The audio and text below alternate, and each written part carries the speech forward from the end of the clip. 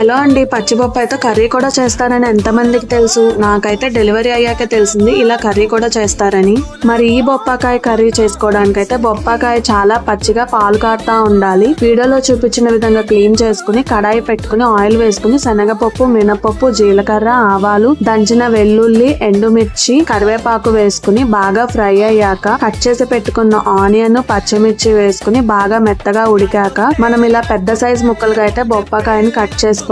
అది కూడా వేసుకుని రుచికి సరిపడా ఉప్పు, పసుపు వేసుకుని బాగా కలుపుకుని మూత పెట్టుకుని మగ్గించుకోవాలి. ముక్క కొంచెం మగ్గాక ఒక గ్లాస్ పాలు పోసుకుని కారం వేసుకుని కదపకుండా అలా 5 నిమిషాలు మూత పెట్టుకుని మగ్గించుకోవాలి. తర్వాత ఒకసారి ఇలా తిప్పుకుని ఇంకో 5 మినిట్స్ ఉడికించుకుంటే మనకి ఎంతో టేస్టీ అయిన బొప్పాకాయ కర్రీ అయితే రెడీ అయిపోయినట్టే.